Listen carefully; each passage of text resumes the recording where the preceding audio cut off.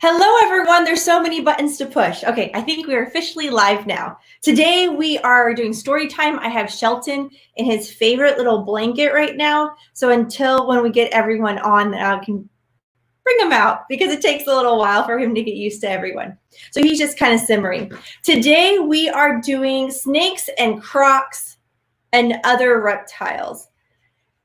And I have to say there's quite a few misconceptions in here. So as we read, we're going to correct the information as we go because science has been incredible over the last 13 years since this book has been published. So we're going to want to make sure we get everything.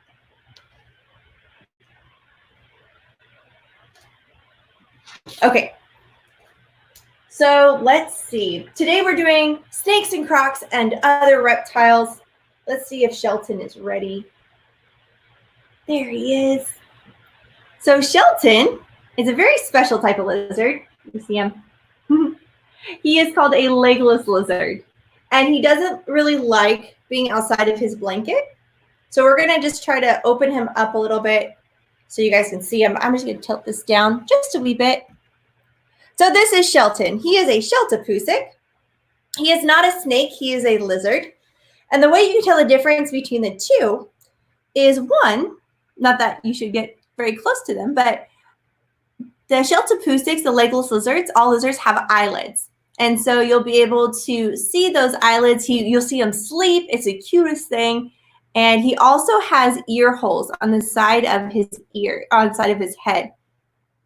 He has a tail that can come off, unlike snakes, right? So snakes, their vertebrae typically comes down to about 7/8 of their body, where the legless lizard, his body ends right about here. And so the rest is a tail that can come off. But he does, as you can see, move much similar, very similar to a snake. What he cannot do, though, is he cannot coil around like a snake does. So he can't constrict around his prey. The way that they eat is basically just digging their head straight into their prey and then gobbling them up as they can. So this is called a scheltopusik or a legless lizard. The reason why he doesn't like to be held, understandably so, is that he can't wrap around my arm, and he can't really have a good grip. So he enjoys having his whole body on the ground, which is why I don't want to really bring him up. Their main defense tactic is actually huffing and puffing. So I really don't have to worry about him biting me. He's going to be trying to push a bunch of air out, and that's how he's going to scare me. So this is a scheltopusik. Pseudopus apodus is their Latin name. And they are omnivore, or there are carnivores, so they do insects and rodents and all sorts of different type of prey items. They love snails. This particular species is from Russia, but we do have some that are native to the States. They're not near as long. Shelton will get to be about 30 inches. If anybody has any questions, please let me know. Okay, so we are going to move on to our book. I'm going to just cover him up, see if he wants to sit still. There we go. See if I can get him to just face the camera. Do you want to sit still? Relax. Okay. So storybook time. Today we are going to be covering snakes and crocs and other reptiles. And while we go through it, we're also going to be debunking a bunch of myths. I'm just going to let him chill on the floor. He can run around. I'll find him later. Okay. Western diamondback rattlesnakes. What's that rattling sound coming from behind a desert rock? It could be the Western diamond rattlesnake, the largest rattlesnake in North America. It can grow 5 to 6 feet long, but don't be fooled by its thick body. This snake is fast. It can strike a prey, usually a small mammal, up to 4 feet away, injecting venom through its sharp fangs. This snake's rattle is formed by segments of dry scales left over each time the snake molts. The rattle serves as a warning to predators to stay away. So as you can see, that rattle, every time the snake sheds, it adds another rattle. But you can't really gauge it very often about how old the snake is, because if it's been, say, a really great year and it's been eating a lot, it's been growing a lot, it's going to have more rattles. And if it's been a really dry year, or maybe there hasn't been a lot of prey around, it's not going to have as many rattles as the year before. And they can also crack off. When the ground is hot, this snake moves by resting a small part of its body on the ground for just a split second, while the rest of its body moves forward. So the difference between, in this book, it also says that rattlesnakes are poisonous. So snakes that have fangs are venomous. They inject venom. Poisonous things are things that you consume, and those are how you get the poisonous, by eating or drinking it. The milk snake. The milk snake is a brilliantly colored, non-poisonous snake that kills its prey in its coils. Its bands of color look very similar to those of the coral snake, which is venomous. Because it looks like the coral snake, many predators leave the milk snake alone. This is called mimicry. So when one animal pretends that it looks like a very dangerous animal, then that non-venomous animal is mimicking the other one. The milk snake often lives in cow barns. It got its name from old myth that it eats by sucking milk from the cows. That's just kind of silly, huh? But what it does eat is rodents, eggs, reptiles, birds, and even other snakes. So the western coral snake, this is the venomous one. Now this beautiful snake does have fangs, and it is venomous. It is nocturnal, emerging from the den at night in search of food. It mainly eats small mammals, birds, and insects. When disturbed, the coral snake hides its head, raises its tail, and makes a clicking sound to scare off predators. Now, I'm sure some of us have heard red touches black, friend of Jack, red touches yellow, kill a fellow. That doesn't always work, so don't go by that. There's many venomous snakes that are coral snakes that do have different color patterns that don't go by that rule. So just be very careful, especially when you're outside of the United States. This venomous snake is common in the southern United States, where it lives near wetlands such as swamps, lakes, and rivers. We're talking about the water moccasin, aka the cottonmouth. Its venom is very toxic, and its bite can be fatal. So never go near a water moccasin. It is an excellent swimmer and can grow 4 to 6 feet long. This snake is also called a cottonmouth because its lining of its mouth is pure white. When disturbed, the snake opens its wide white mouth, which shows up against the dark color of its body. Now, although snake venom can be fatal, only about 5 people a year die in the United States from snake venom. And there's about 7,000 to 8,000 people that actually get bit. The reason why they typically get bit is because they were messing around with the snake when they shouldn't have. The majority of those fatalities are due to rattlesnake bites, not cottonmouths or water moccasins or coral snakes or anything like that. So usually a snake will warn you or is going to run away. And also snakes don't really chase you. I know there's some myths and stories about that, but there's not that much. Okay. Yellow-bellied sea snake. Some snakes actually live in the water. The yellow-bellied sea snake lives in many warm waters of the world. It is extremely poisonous, right? Venomous. But its yellow and black coloring is easy to spot. This snake's tail is flattened at the tip and is shaped like a paddle. This helps it swim in open waters, just a few inches from the surface so it can get air easily. Did you know when a shark sees the striking colors of a sea snake, it stays away? Most snakes lay eggs, but not the sea snake. The female is viviparous. I always mess up that word. Her young develop inside of her. She gives birth to 2 to 6 newborn snakes in open water. These snakes stay in the sea their entire lives. See, really pretty. And you can see those are warning colors, right? They're letting predators say, stay away. Boa constrictors. Hi, Alex. Happy Tuesday to you too. The boa constrictor is a large serpent that can grow to 13 feet. The boa spends most of its time coiled up around a branch or at the foot of bushes in tropical forests of Central and South America. It is quite common to see boas soaking for the entire day in pools of water. They go into action as evening falls. When a rodent walks by, the boa quickly reaches out and grabs the animal with its mouth and then wraps it in a deadly hug. It will swallow the rodent whole. The boa constrictor does not make eggs, but the eggs develop inside the mother snake's body. The mother can give birth to up to 60 young. So a debunked myth that just came out is how the boa constrictors kill their prey. Many people used to think that when the boa constrictor wrapped around, every time the animal would exhale, it would get tighter and tighter until the animal suffocated.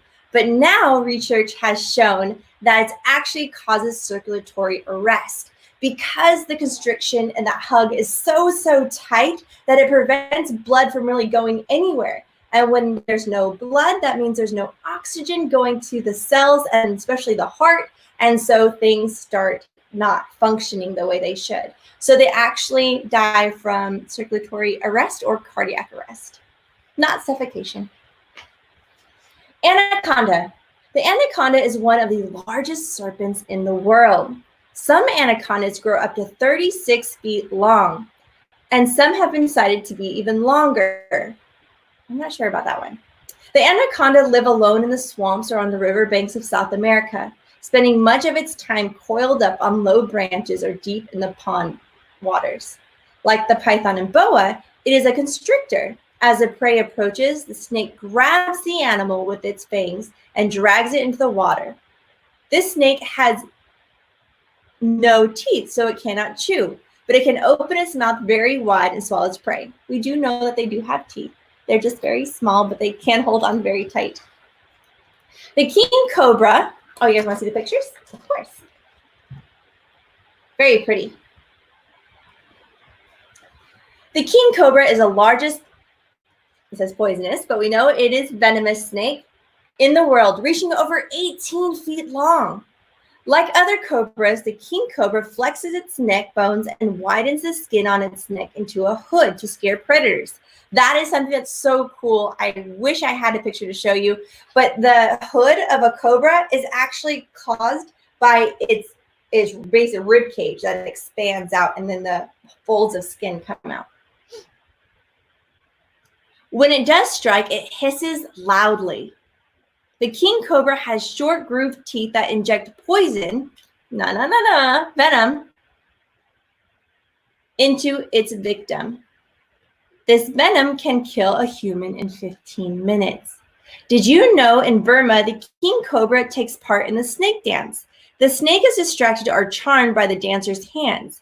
At the end of the dance, one of the priestesses approaches the king cobra and kisses it on its hood. This is in India. If you see snake charmers, it is actually a very sad practice. Most of them will actually sew the snake's mouth shut so it cannot bite, even if it does strike. So do not, when you go to places overseas, please do not give money to those practices because we really don't want people to grab snakes from the wild, sew their mouths shut, and then what happens is the snake ends up dying because of either infection or it can no longer eat. The female king cobra builds a tall nest of leaves for her eggs, and she has no hands or feet. That's pretty amazing. So she just uses her body to scoop it all up. African crocodile. Crocodiles are large reptiles that can grow up to 16 feet long and weigh over 2,200 pounds. They are covered with bony scales and thick plates and have powerful jaws. The African or Nile crocodile lives on riverbanks and in rivers, where it swims easily with help of its thick tail. The crocodile waits for a zebra, bird, or other animal to come to drink at the riverside. It then snatches it with its prey. The croc has many sharp teeth that allow it to grab its prey tightly, but its teeth are useless for chewing. Instead, it drags its prey into deeper water and drowns it. Then, by twisting and thrashing, the crocodile rips off large pieces and swallows them whole.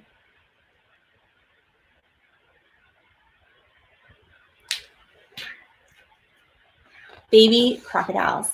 The female digs a nest about 12 inches deep on the bank of a river. She lays 20 to 40 eggs and covers them with sand and grass. For about 3 months, the mother stays nearby and defends the eggs from predators. Newborn crocs are about 12 inches long. The mother continues to protect them, hiding them among water plants and resting them on her spine to warm them in the sun when they are too cold. Look at that. Super cute.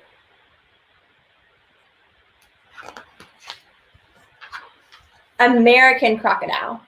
The American crocodile lives in the Everglades of Florida, along with the American crocodile. The crocodile, which is more rare, has a longer, more slender snout than the alligator. It lives in groups of 8 to 10, always near the water. It has a huge appetite and will eat fish, rodents, raccoons, and water birds. The American alligator. The American alligator is the largest reptile in North America. Some have measured up to 18 to 20 feet long. It is only found in the southern coastal areas of the United States, including parts of Mississippi River. In June, the American alligator builds a large mound of mud and brush with a hollowed center to deposit her eggs.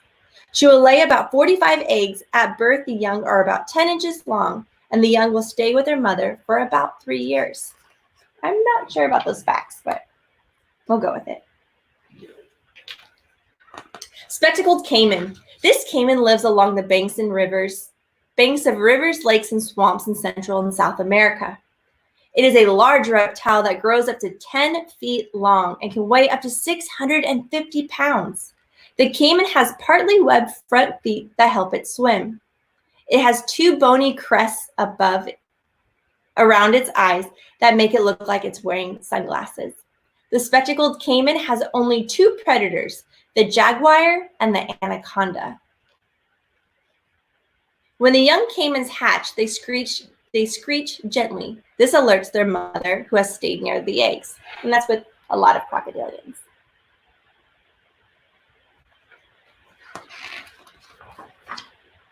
Gharial. The gharial of southern Asia is one of the largest crocodiles in the world, sometimes growing up to 20 feet in length. It has an unusually long, thin snout with a bulgy nose. Its thin snout snaps shut very quickly, enabling gharial to catch slippery fish. There are no reports of gharials attacking humans. Marine crocodile. The biggest and most dangerous croc is the marine crocodile of Australia and southern Asia. It can grow up to 24 feet long. It lives in rivers and swamps, but can also swim from island to island. This crocodile eats fish, crabs, and mammals, even big mammals. It can leap from the water to capture its prey on the shoreline. It has even been known to attack canoes. For this reason, this big croc is considered a danger to people. Australians call this big croc a salty because it swims into the salty waters of the ocean.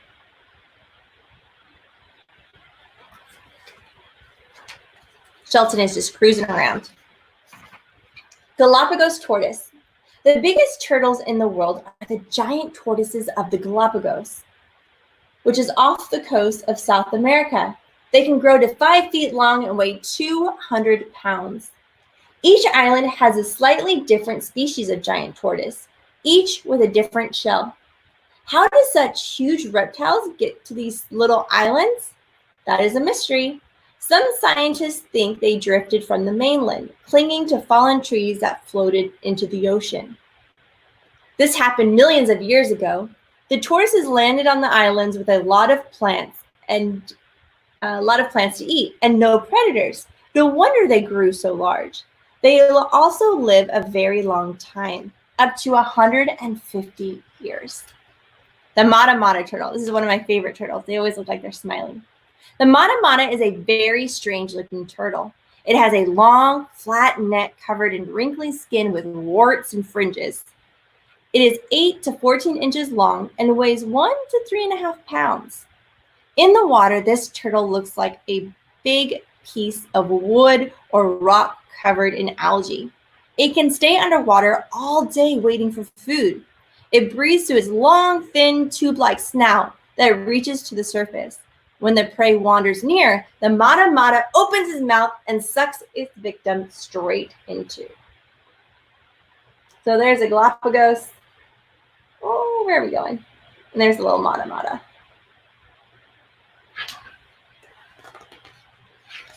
Hi, Anthony. Loggerhead sea turtle. Loggerheads are large sea turtles that can be found in almost all the coastal waters of the world. Their shells grow to about 3 feet across and can weigh 300 pounds. These are the turtles that I was able to go help with a Coretta research project. If you guys want to learn more about it, you can go on the YouTube channel. I think it's under Step Outside and Adventure, that playlist, and you can see what you can do with the researchers on Wassaw Island. They have powerful large heads and powerful jaws that can crush crabs, clams, and other shellfish. They are about 35 years old when the females come to shore to lay their eggs. Baby loggerheads. They're so adorable. Each female loggerhead can lay 400 to 700 eggs in one nesting period. So when all those baby loggerheads hatch on the beach, it's quite the sight to see. All over the beach, little 2-inch turtles are digging their way up from their nest and scurrying down to the water. And unfortunately, so many things want to eat it. Snapping turtle. Some turtles make great pets, but not this one. The snapping turtle has sharp claws and a powerful jaw that can pack one powerful bite. This turtle hides in ponds and lakes waiting for a fishy meal, which it grabs very quickly, snapping its jaws closed. It will hunt birds and small mammals too. Eastern box turtle. This box turtle is a much more peaceful turtle and is often kept as a pet. He can be found in much of the eastern United States in open woodlands, pastures, marshy areas, ponds, and backyards. I tried searching for box turtles today and had no luck. Hopefully next time. If you approach a box turtle, he will probably retract or pull in his head, legs, and tail and clamp shut his front end, hiding completely within his protective shell. Parsons, oh, you guys want to see the pictures. That's the best part. So those are the box turtle. Parsons chameleon. Chameleons are amazing reptiles. They can camouflage themselves by changing color to blend in with their background. They also change color depending on their mood. Green when calm and black and red when angry. They have a long, sticky tongue that they use to catch insects up to 5 inches away. And their unusual eyes can move in different directions and look in different directions too.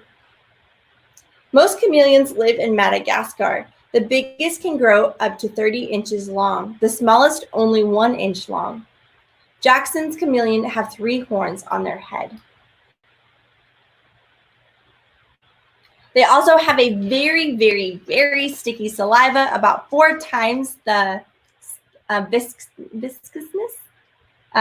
viscosity, I should say, of human saliva. So it's about 4 times thicker. The basilisk of South America is a South American reptile of the iguana family that ranges from 1 to 3 feet in length. It lives near rivers and streams. The basilisk has large hind feet with flaps of skin between each toe. When the lizard wants to flee from a predator, it just skitters across the surface of the water on its webbed feet.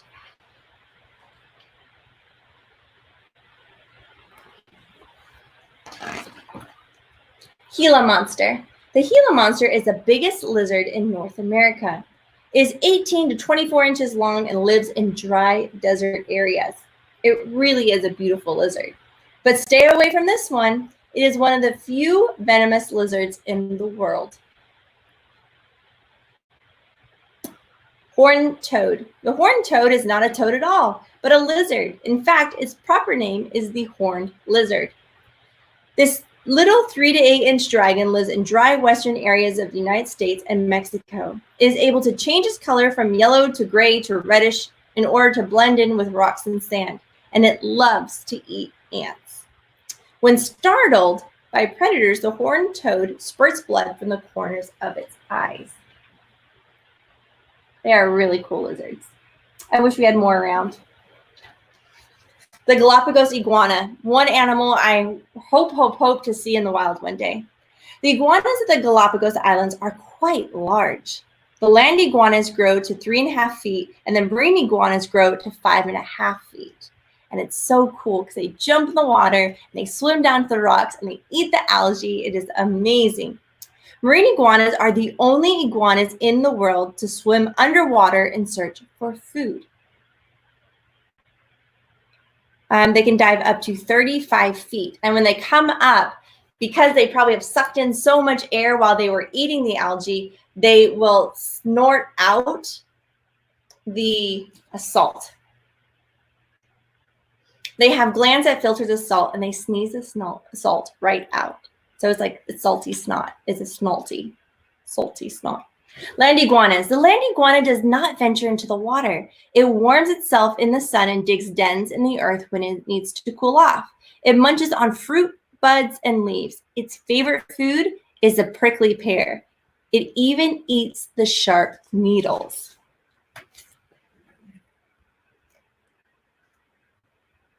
Pretty amazing. Galapagos Islands are incredible. Last but not least, the Komodo dragon. The Komodo dragon looks like a dinosaur. It is the largest lizard in the world, growing up to 10 feet long and weighing 180 pounds. It lives in Indonesia and is a member of the monitor family. Komodo dragon eggs are as large as goose eggs. Sorry. Baby dragons are already 8 to 10 inches long at birth. They must stay away from the adults who may eat them. They take shelter in trees until they are large enough to defend themselves. The Komodo dragon has a tongue like a snake tongue. It has bacteria and venom in its mouth, so its bite can be deadly. The end. So tell me how you guys like these. If you have another book that you recommend, please let me know. I'm starting to run out of books and stories. So if you guys have any recommendations, I can go on Amazon and go ahead and collect some more. So I appreciate you guys very much. Remember, every weekday, 8 p.m. Eastern Standard Time, I will be on here doing a fun little animal talk as well as a story time. And then every Monday, Wednesday, Friday at 1 p.m. Pacific time and 4 p.m. Eastern Standard Time, I will be doing some kind of nature class lesson. So demonstration or lecture or show and tell, something fun where we can learn about the amazing world around us. Well, thank you guys for joining me, and I guess I will see you tomorrow. Have a great night. Bye.